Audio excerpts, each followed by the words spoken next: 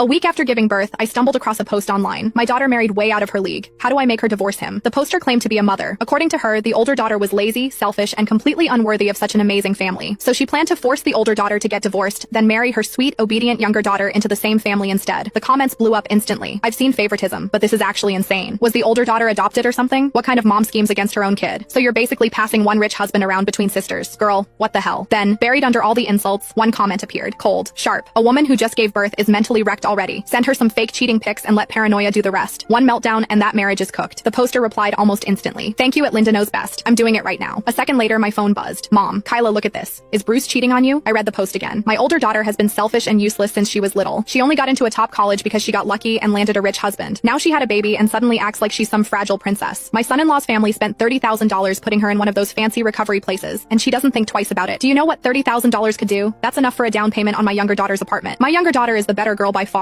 She's classy, sweet, educated, and just got back from a prestigious school in the UK. She fits high society much better than her sister ever will. I need the older one divorced so the younger one can step in instead. Any advice? Every word felt like it was scraping across my skin. My hands started shaking. The IP address was local. I was only 7 days out from giving birth, still recovering. My husband and his parents were terrified I'd push myself too hard, so they booked me into a luxury recovery suite with a living area, study, nursery, and private bedrooms. My sister Zoe had just gotten back from the UK last month. She'd even asked me to help her find a job. The tone, the wording, it sounded exactly like my mom. No way, it can't be. My lips went dry. My heart slammed against my ribs. I opened the photo she sent. Bruce Brighton was holding a woman in his arms, way too close. It took me 3 seconds to realize it was fake. The woman had 6 fingers. Under the photo was a voice message. Kyla, look at this. Mom's voice exploded through the quiet room. Is Bruce cheating on you? Don't be stupid. Then she forwarded an article. Don't forgive a cheater. During postpartum recovery, once a cheater, always a cheater. Every word screamed divorce. I tightened my grip on my phone as cold spread through my body. Ever since I was a kid, Mom kept saying we were broke. As the older sister, I had to sacrifice more. So after high school, I never asked them for money again. I paid the bills. When Dad got sick, I covered his surgery. I dropped 20 grand renovating the house back home. And when Zoe studied abroad, 40 grand a year, I paid for 3 years. I really thought I had a happy family. Now I saw it for what it was. A bottomless pit sucking me dry. I gave them everything. And now they wanted to destroy my home. My fingers were still numb as I opened the post again. The poster had updated it a minute ago. Thanks to Linda Knows Best for the idea. I already did it. Now I'm waiting to see how my older daughter reacts. The comments were tearing her apart. She ignored every one of them. I stared at the update, then laughed. Fine. If you wanted to play games, I could play too. My phone buzzed again. Another long voice message from Mom. Kyla, did you see it? I've been through this before. Once a man cheats, he's trash. You need to think ahead. Her voice was sharp and urgent. As I listened, old memories came rushing back. Back in high school, money was so tight we lived off discount food. To help out, I ate a peanut butter sandwich for lunch every single day. Then Mom went and signed Zoe up for a $3,000 dance program. Said Zoe was talented and couldn't be held back. When I got into a top university, Mom barely looked at my acceptance letter. What a lucky break. But with your personality, you still won't go far. But when Zoe got into community college, Mom acted like she'd won the lottery. She spent all day bragging about how smart Zoe was. Said she was destined for big things. Said the family would depend on her someday. Later, when Zoe demanded to study abroad, Mom told me to pay for it.